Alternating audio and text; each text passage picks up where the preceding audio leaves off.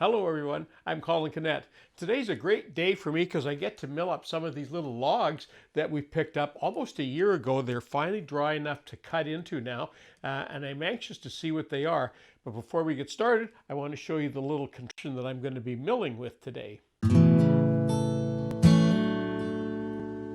So a few months ago, I picked up this little device here. It's called a little ripper, and there's a slot here. You can see that there's a carriage that slides along. This is a commercially made product, and it grips the logs here. And what I like about it is it's easy to move back and forth. So you can position the log, then you just tighten that little area up there, and you can start ripping your logs. It's perfect for what I'm doing. I'm not doing a review of this. I just want to show you what this device is like.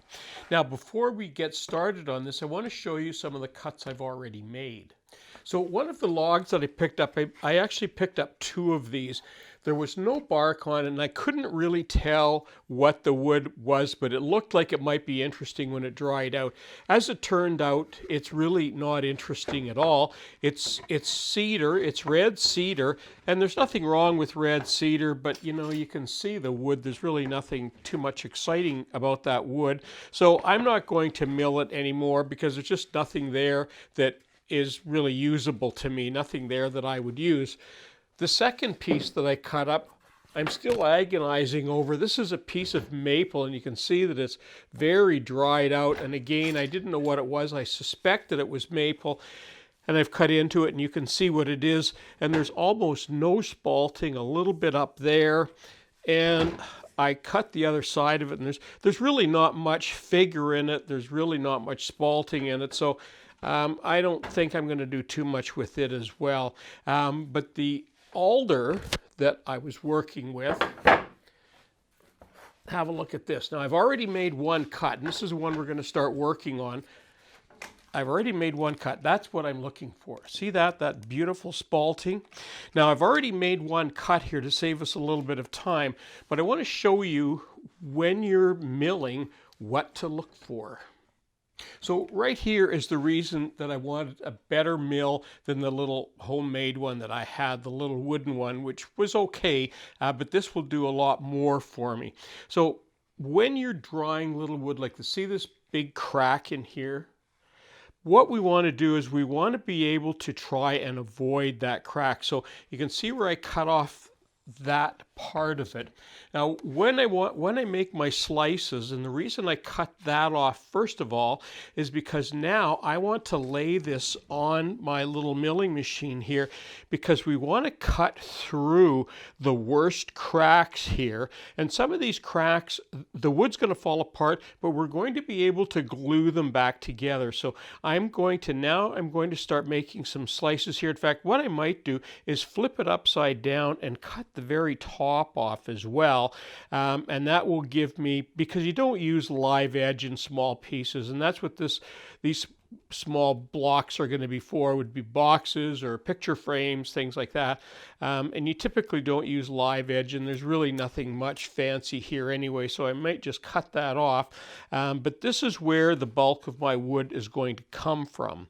So let's get started with that. Okay, I've taken a moment to set that up. I'm just going to skim the top of this off, but I'm really liking how these things really grab firmly into the wood. So let's get this going.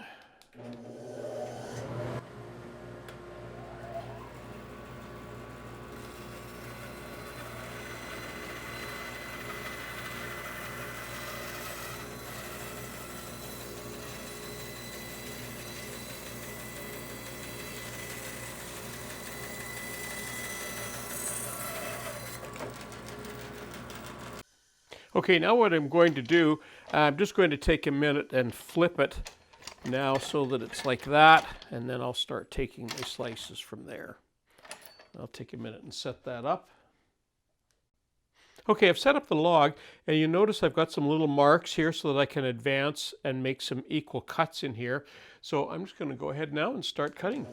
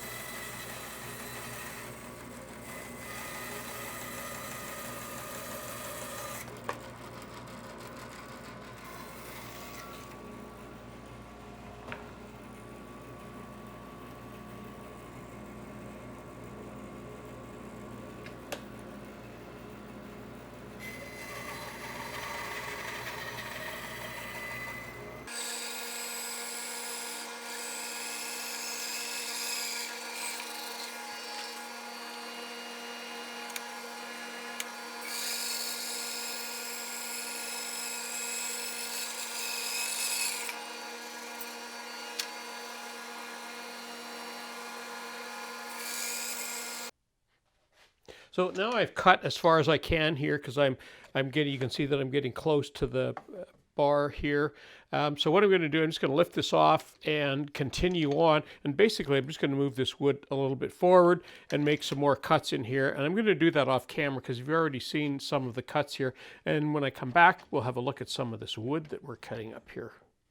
Well, and there's all that beautiful spalted wood, and I've got a few more logs of this to go, so there's a lot of good valuable lumber there, and it didn't cost me anything because it's waste that was basically laying on the forest floor, and I happened to get it before it completely rotted, and that's what you get is spalted wood like that, so I'm really happy with that. Well, I've already cut up 3 logs. This is the last one of these alders, but I wanted to show you the size of this thing. I'm at the maximum of what this little ripper jig will do, and I'm also at the maximum of what my saw will do, and that's 11 inches by 9 inches. So anyway, I'm just going to go ahead and cut this up, and when I come back, we'll have a look at some of this wood. Okay, let's make a couple slices in this and see what it looks like.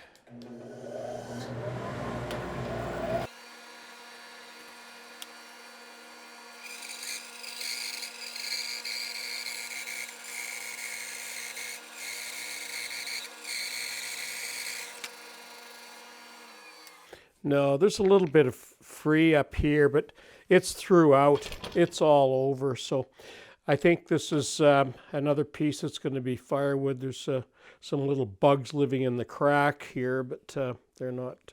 That's not wood bugs. Anyway, too bad. This is such a lovely wood to work with. You can see it's kind of a pinkish wood, very, very hard. Just finishes absolutely like glass. Lovely wood. One of the best turning woods. I've used this for wood turning and it just turns like butter, but when it's got wormholes in it like that, it's not much good for anything. It's got some nasty cracks. Well, and there's the results from my milling this afternoon, and you can see that I got lots of great wood here. I want to show you something deep in here. This is just beautiful, some of this stuff down here. Look at that. Isn't that just gorgeous spalting, all the activity going on there? I also like this one on the end, the shortest log, and the lines are just so bold and crisp in this wood. But it's all excellent. You know, there isn't any of it that isn't good. There's all really good wood here. So I thought you'd enjoy having a look at it since you saw me collecting it many, many months ago. And now we got a chance to mill it up. And the little bandsaw mill worked well as well. So that concludes my video for today. I'm Colin Canet for Woodwork Web. Thanks for watching.